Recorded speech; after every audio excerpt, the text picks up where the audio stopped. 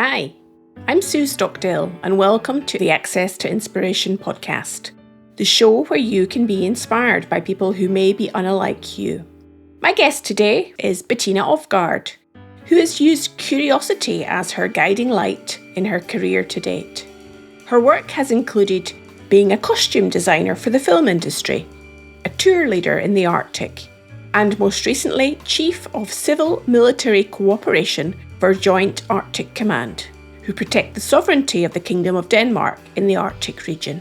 Bettina talks to me about what life is like working at the Thule Air Base in Greenland, which is less than 1,000 miles from the North Pole, and why freedom and the outdoors are so important to her. If you want to read a transcription of this episode as you listen, go on over to our website at accesstoinspiration.org and you'll find it there along with all the show notes. And now on with this episode and my conversation with Bettina. Well, good day, listener. And would you believe I'm on a ship again? Remember episode 100, if you listened to that one, I was recording that in the Antarctic. Well, today I'm up in the Arctic, and my guest has a particular interest in this part of the world, and in particular Greenland, which we'll discover today in this conversation. So welcome, Bettina Ovgaard. Thank you very much, Sue. Thank you for having me. What is it about Greenland that you love? The thing about Greenland that I love is the people and nature and how they mix. I come from a background where I grew up in Denmark, which is a small country. It's a farmland. We control everything about nature in Denmark, and it is the exact opposite in Greenland. We control nothing. We are dependent on nature up there, but at the same time it's also a threat. We have to be careful, we have to reflect, we have to think about what we do, not to get in trouble. So I find it fascinating that nature is this unforgivable force and makes us very small, and anyway we can actually survive in that environment, which for me sort of reflects on our ingenuity, our curiosity, and the human resilience as well. So given that there's such a contrast, as you see it, between Denmark and Greenland, as a young girl, were you inspired by Greenland and wanting to learn more about it? Or how did this whole discovery come about? Actually, no. I didn't know anything about Greenland as a child. I remember I had a children's book, but that's just really reflecting back. I had a book with beautiful drawings about a little Inuit child in an igloo. Igloos are not used in Greenland, but anyway. And it wasn't until I was a teenager, my aunt and uncle went to Greenland to live in Nuuk for 3 years. It didn't really have any impact on me at all. I remember them coming back, and my grandmother had visited them, and they had this VHS video, as it was in the days, and showing hours and hours of icebergs, and it was just very boring. So it wasn't until I was much older that I got interested in Greenland, and it was not Greenland as such, it was more my traveling gene. I had a friend that lived in a co-op, and one of the guys there, he was a guide in Greenland and telling all these stories, and I thought, wow, that sounds really interesting. And then you get a free ticket to Greenland. Why not? And then you work, and then you do that for a summer, and I applied, and then I became a guide in South Greenland for a summer, and I got the virus. And I never got rid of it. So it was perhaps the pull of travel as opposed to the pull of the country that, yes, that it got, was. that got you yes, going. It was. And at that time, I had gone back to university to do my master's. So it fitted quite well that you then had these long summer vacations that you could then work in Greenland in the summertime and then come back and study.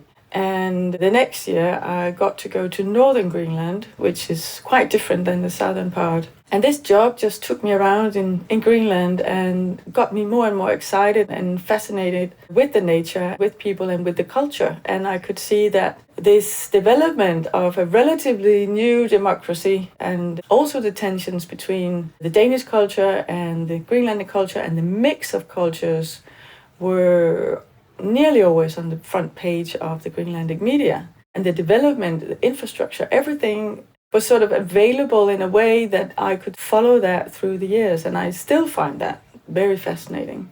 So we're now getting into the story of how you began to develop this love for the country of Greenland. As you were going through your teenage years and studying, what did you think that was going to lead to?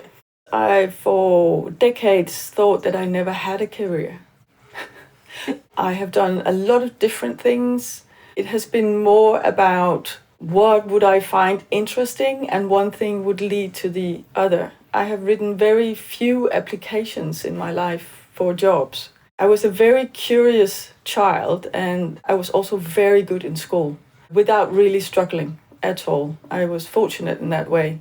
So I got to choose what I wanted when I wanted to go to university. And I chose a very broad field in humanities and didn't really know where that was going to lead. And I also had sort of a split between doing things with my hands and doing things with my brain. Those two don't always come together. So in the beginning of adult life or studying life, I used my brain quite a lot, but I lacked then using my hands. And from I was very little, I wanted to be a designer. And I had a grandmother that taught me to sew and knit and crochet and embroidery, everything like that. And that was what I was going to do, design clothes. So after my bachelor degree, I just had this yearning of doing things with my hands. And I read an article in a magazine about a woman that was a costume designer on films and commercials. And I thought, yeah, that is exactly what I want to do. I was a big film nerd as well. So I called her and she was like, yeah, no way. I don't have time for that. And so I pestered her, kept calling. And in the end, she caved and took me when she was going to do a commercial. So I worked with her for a couple of days. And that actually changed my career in that direction because I got to know other people on that shoot that then contacted me and asked me if I could come and help them and so on. And I ended up working for 2 commercial photographers. And after I worked for them for a couple of years doing styling, and I was their studio manager as well, I got into the Danish film industry and did commercials and feature films. And then that yearning came back from using my brains more. So after 6-7 years in that industry, I then wanted to go back to uni and do my master's. And at that time, there was a big craving from the political establishment to Denmark becoming more of an IT nation, more of not being dependent so much on people from the outside. So they had actually done a IT university, a totally new thing in Copenhagen. And I thought, coming from the film business, what did I really like if I took away the clothes designing from that business, that way of work? And you always work as a team. Nobody did a feature film alone. That's not possible. But you have your own trade. So I would not touch the camera. I would not mess with the lightings. But if anybody had to correct a butterfly, then the director would come to me. Say, Bettina, you have to go and do something with that butterfly on that person. So you had your own turf, but then you had to work together. And I thought, okay, doing IT, if you do a homepage, you have a programmer, you have graphic design, you will have human-computer interaction, and all these things. So you would have a team as well, but then you had your own turf. And that it made me actually apply to the IT university. Turned out it wasn't like that at all, but it made me aware of that was a way of working that I really liked. The respect for other people's talent and products, but then working as a team. Pull as a team. And that's still something I like. I like it when I'm aboard a ship like we are now, working in the expedition staff, that we have all something to contribute, but we have to work together to make this a good experience for guests and for ourselves and for the crew on board as well. So that sense of teamwork, as you describe it, that you realise that you really enjoyed, often what can really make a team effective is when they are connecting to a bigger purpose. So the overall mission of the team and the clarity of that. When you come on board a ship, what do you believe is the bigger mission of what your experience is all about here as a team member?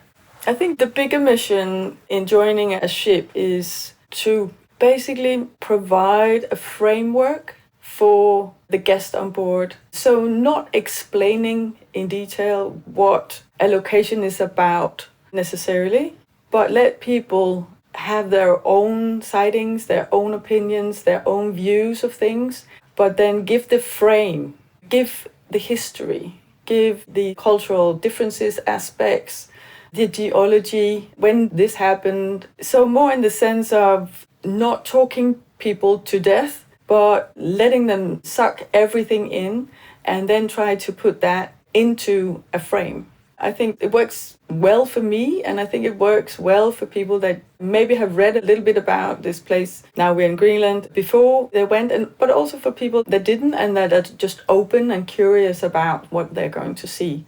Well, that's a lovely segue into using that framework idea into thinking about having the framework for this conversation. So our listener may not have been to Greenland. They may have read a little bit about it. There's lots of interesting things that I'm sure you can help to fill us in on in this conversation about the country, about the culture, through your eyes, and just to give us a greater insight. And I know that as one of those pieces of time that you've spent here in Greenland is you lived on the Thule Air Base for a number of years. So tell us what that was like for you and what did you learn from that experience? Well, Greenland is the world's biggest island. It's placed in the Northern Hemisphere between Canada and then you have the North Atlantic, and then you have Russia. And the very northern part of Greenland, called Peary is only 750 kilometers from the North Pole. Whereas the southern part of Greenland is on the latitude of Bergen in Norway. It's 2,500 kilometers north to south and around 1,000 kilometers east to west. And it is, if we're talking landmass, more or less 4 times France. So the climate is, of course, very cold in wintertime. There's no snow in the summer. We don't go above 10 plus degrees in the summertime. It's right by the sea, so there's a maritime climate. Thule Air Base, that means that we are exposed to a lot of weather coming in from the sea and from the Canadian side. The airbase is American owned, but it's always a contract on running the base. And when I worked there, it was a Danish Greenlandic company that ran the base.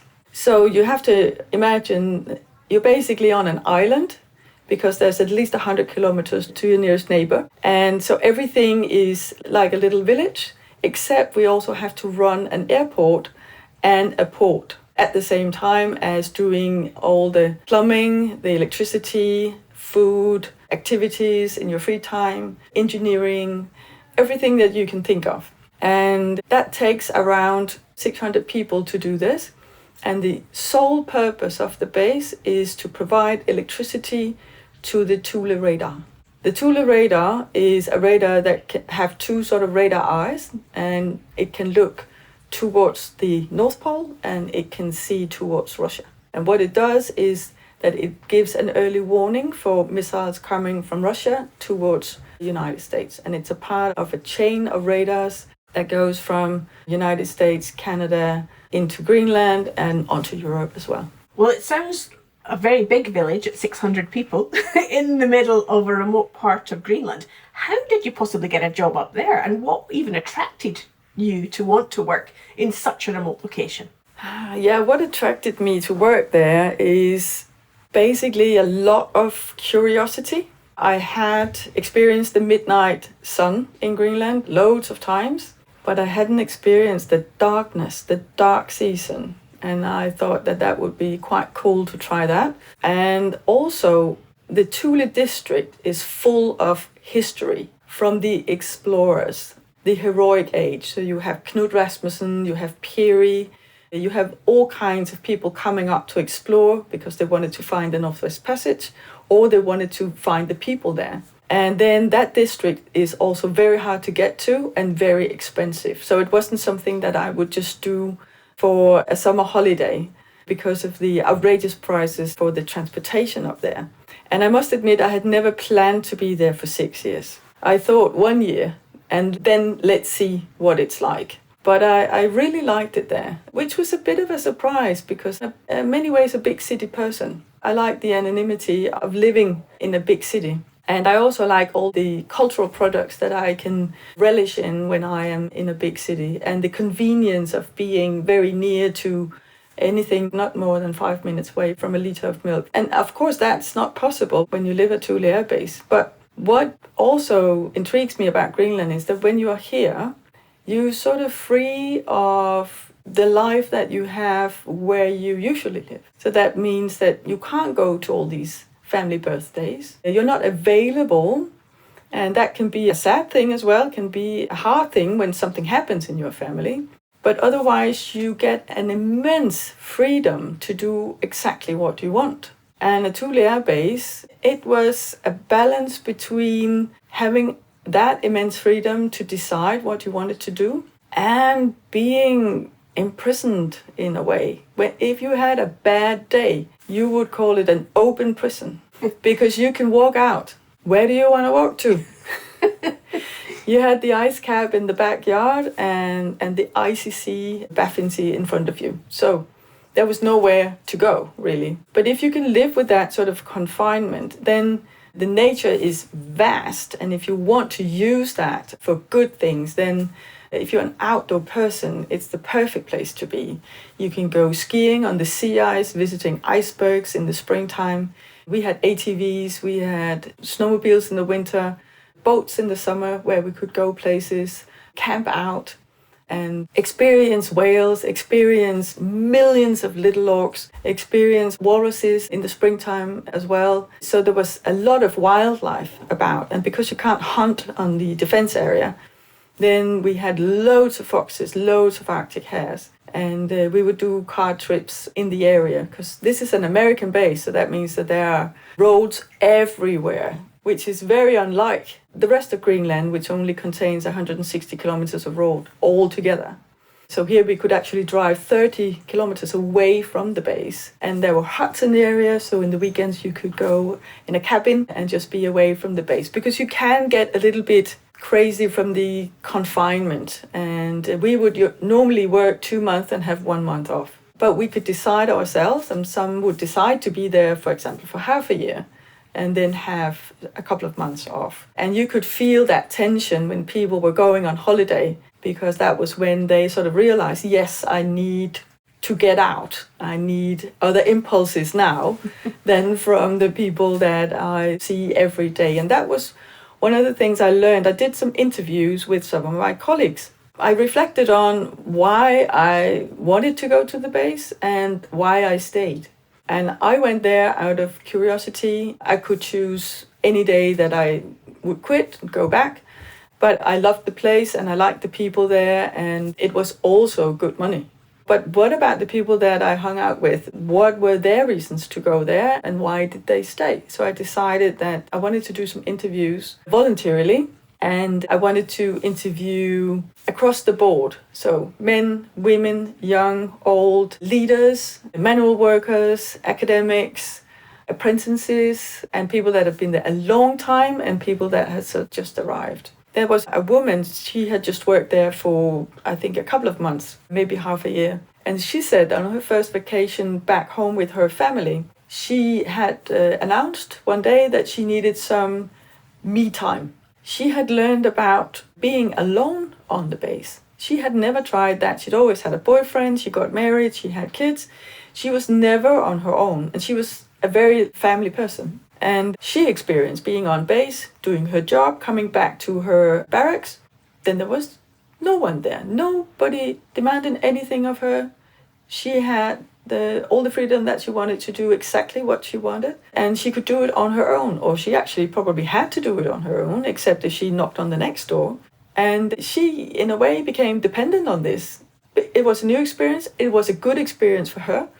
And her family was a bit surprised that, oh, mom wants to go and have some time for herself.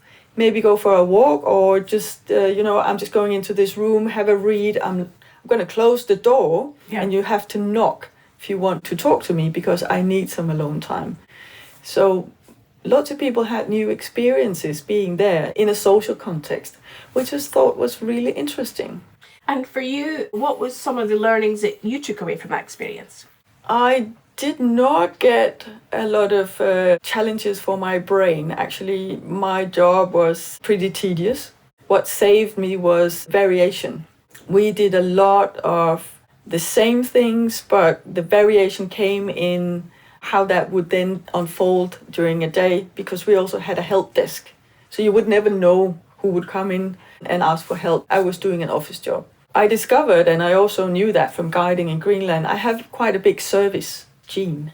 I like to help people. And I also like to educate people. So I was one of the ones that would educate the newbies coming to the base. Because you need a lot of briefings, safety briefings, fire briefings, and you need to know your way around, and you need do's and don'ts. So we were a team of people that would then collect the newbies in the airport and show them around for 2 days and give them these briefings. And you would then be their contact person if they needed any help. I like that part of my job very much. So the ability to communicate to other people and do it in a way so they understood the framework of where they were going to live and work. I also got more and more interested in the history of Greenland and, of course, being outdoors and getting some more skills of dealing with the weather, taking notice of the sky, taking notice of weather patterns. So getting into this sort of life where you are quite dependent on your own senses and you have to trust yourself and your evaluation of a situation. And then, well, I learned that I could actually live and function in a very confined, small place and do it for a long time. And at the end of those 6 years, did you want to just see the back of Greenland and have something completely different? Or was there a different sense of the magic that it had inspired within you to want to come back? Yeah, when I quit, the whole idea was that I would move back to Copenhagen and get a job, maybe a more normal job. I have 2 younger sisters and their kids and my parents, and everybody was like, yes, it's a brilliant idea. We want you to come home after 6 years. I knew I would always come back to Greenland. Then it would be on vacation. And yeah, half a year later, I moved to Nuuk, which is the capital of Greenland. So that plan did not go very well. And that was because this job that I have now in the Joint Arctic Command, which is a branch of the Danish Defense that is operative in the Faroes and Greenland, which is the part of the Kingdom of Denmark, they had this job offering that I found online while I was looking for a new job. And they needed somebody to start up in a whole new section in the Joint Arctic Command that has to do with civilian military cooperation. In NATO terms, it's called J9, J for joint, and 9 has everything to do with civil military cooperation, which for military people will be called CIMIC. Normally you don't do CIMIC in your own country. You do it when you are abroad in other countries. But it made sense to have somebody, one point of contact in Greenland that all civilians could contact if they wanted to get in contact with Joint Arctic Command.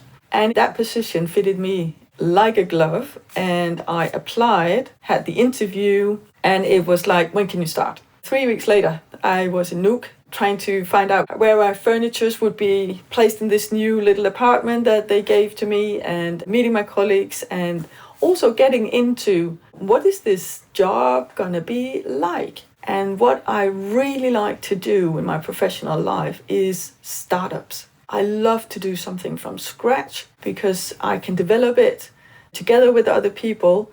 And then there will be some issues, maybe problems, assignments that you have to do. And then you're sort of given the freedom to try and handle it. And I thrive with that a lot. When I worked in Greenland as a destination manager for a Danish company, they did the same with us that were chosen to be destination managers. So they were laying out the land saying, okay, so people are coming in. You need to do excursions, you need to tell them and know their expectations, and then you have to tell them what it's like here, and you will just have to do it like you want to do it in the setting that you are in, being respectful of that Greenland is very different. It differs a lot if you are in the north or in the south. But given that responsibility to sort it out yourself in the best way, we believe in you. If you have any problems, you will just call the back office, but otherwise we'll just leave it up to you. And then you get this self-assurance that you can do this, and you get a sense of that you don't do this alone, you do it with other people. You have to create networks with other people that will help you out doing this in the best possible way. And that was the same in the Joint Arctic Command. I had a load of colleagues in different sections. For example, they were maritime experts, or they were aviation experts, or they were doing the operations, or they were doing the land operations with the Sirius Patrol. So getting to know all these people helped me do my job. So one very valuable thing is actually to be a social person and to be interested in other people.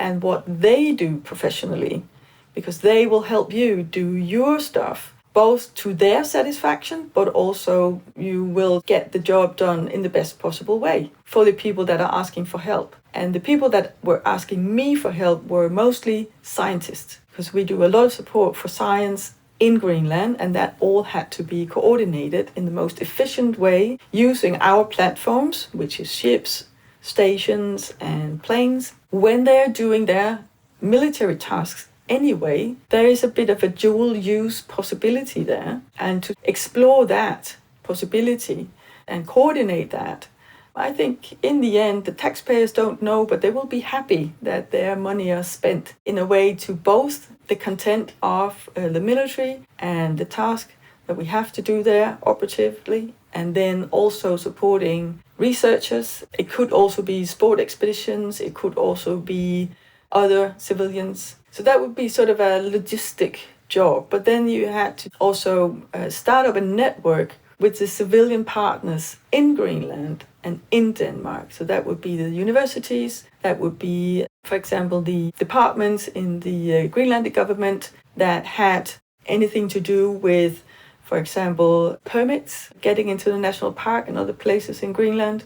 It could be NGOs like Visit Greenland. It could be the Greenlandic police that we have a great cooperation with in the command. In Denmark, it could be the Ministry of Research and Education. And of course, also the universities, the Danish Meteorological Institute, the Danish and Greenlandic Geological Surveys. So all these people would need to know, okay, if we need support, help, any kind of logistics, or just get to know the lay of the land, we need one point of contact, and that was me. I think it sounds like you've created yourself a pretty important job there as the font of all knowledge of all things Greenlandic and Danish in connection with Greenland. And if you're enjoying this episode, then you may also like episode 19, where I spoke to Naya Bianco, who is a native Greenlander from Nuuk, and she spoke about how Greenland is evolving. You can find that and more than 100 other episodes on a wide range of topics at our website accesstoinspiration.org. Now back to this episode. As I've been listening to you in our conversation today, Bettina, it strikes me that there are certain qualities that you've demonstrated, whether it's in Thule Air Base or as a guide or working with the Joint Arctic Command. You've given us different situations where you have been resourceful and utilised your curiosity and that head and hands as well as heart, perhaps, that have enabled you to get the most from your life. If you were giving some tips to our listeners who might want to be adventurous or more curious in their own ways, what would your advice to them be? Well, the first advice I think would be variation. For me, variation is the spice of life. So in very small ways, you can be curious about new things. There's one trick to get your mind working in another way. It is to put your watch on your other arm. If you do that, then you become aware of your watch. You become aware that when you look at your watch, your wristwatch, you will have to look on your other arm. So it's also a physical thing. And you will have this sensation because your skin is not used to having your watch on your other arm. Some people can't even do that for a day because they are accustomed to having the watch on the other arm. And it frees up their brain to do other things because we all need routines. So this is a trick to sort of see what happens to you if you do this, because your brain will work with this. It's like having a tooth where there's one piece of the tooth that's fallen off or something like that, and your tongue will go up there all the time. And it's a bit like that, just in a more nice way. If you feel an urge to try out a new thing and you are a little bit wary of where that's going to take you, find a group that does that already. And then they will show you how to do it.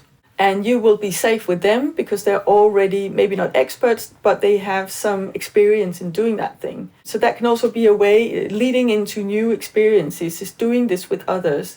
Find a group that does it. If you want to explore photography and you feel uncertain about all the technical stuff, do a little course.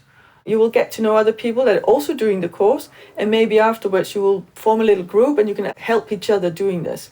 This also goes for the bigger things like traveling a backpack, or I want to do some mountaineering. Find the people that can take you into these realms and show you around, and you will find your own setting there. You might not want to do alpinism. Maybe you are a trekker because you don't like the heights, but you like the mountains. Okay, you do the trekking instead. So you will find out where your comfortable level in a new thing is and then work from there. Well, Bettina, we started our conversation focusing on Greenland. I'm wondering if you can give us a final reflection or observation for the listener that might have heard in the news about climate change impact on the country, the impact of minerals and the potential for oil here. So there's things that appear in the media about Greenland. What would be your take on Greenland for the listener today? I would quote the former Prime Minister of Greenland. He coined this phrase, which is nothing about us without us.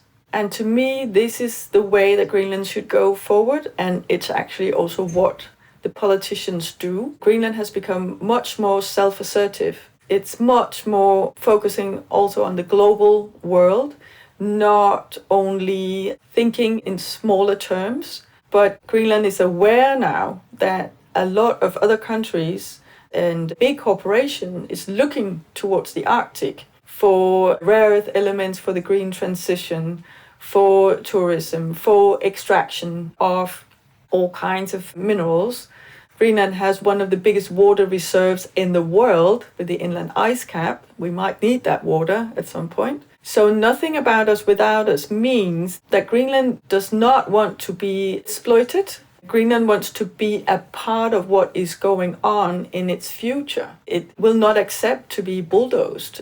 It will not accept to be on the sideline, which is, for example, reflected in the Arctic Council, whereas it used to be Denmark that had the seat in the Arctic Council for the Kingdom of Denmark, and it's Greenland now that is the representative. There's also formed a committee between Greenland, the Faroes, and Denmark that meet regularly to discuss these areas of the political life that the Faroes and Greenland cannot decide for themselves, and that's foreign policy and defense, for example. So to be better aligned, the prime ministers of these three countries will then meet, and that has not happened before. It has been like, well, not officially, of course they've been meeting, but it has been the policy that Denmark is the one that leads, and now Denmark becomes more open towards the wishes and also these two countries on the global scene where they want their own space now. So there's, in that sense, an opening towards the world,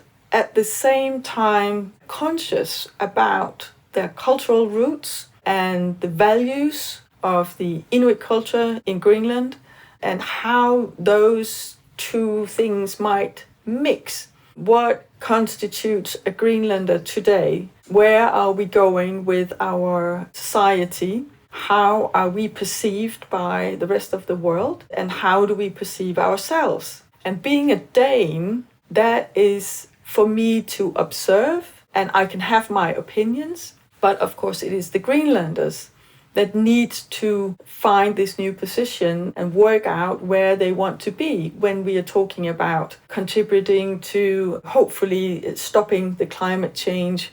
In what way could Greenland contribute to that? And also the political tensions, being situated geographically between the United States and Russia. Well, the Thule Air Base is one of the signs that it is a geographical important place in the world. Sometimes Greenland is called the bike helmet of the United States because it sort of cushions the Americas from Russia. So I think Greenland now is entering the world stage in a new way. Hopefully it will still be demilitarized. The Ilulissat Declaration states this from, I think it was 2008. And I hope that we can keep it that way. But I see sort of the ice breaking up. It's not as stable anymore that the Arctic should be demilitarized, that the Arctic should be left alone, that the little populations, both in Greenland but also in Arctic Canada and Alaska, don't have anything to say. They do have something to say, and they do have something to give back to the world. and they have a much stronger voice now than ever, I think. Well, I think you've really enlightened and informed us today about Greenland, about curiosity, and about your varied and interesting career and life experience, Bettina. It's been a real privilege to have a conversation with you today. If our listener wants to find out more about you, how might they do that? I have a Facebook page, and I'm also on LinkedIn. You can find me there. Wonderful. Well, we'll put links to those things on the show notes. So thank you again for your time today. Thank you for having me. Well, thanks to Bettina for sharing her stories with us. And I can certainly understand why she enjoys Greenland, which is my favourite country to visit. We've created a reflection section on our website to help you reflect on what you heard today. So go on over there and you'll find a series of questions at accesstoinspiration.org. Remember, you can connect with us on all the social media platforms. And if you like this series, then please do leave us a review on Apple Podcasts. We'll be back again soon with another episode to inspire you.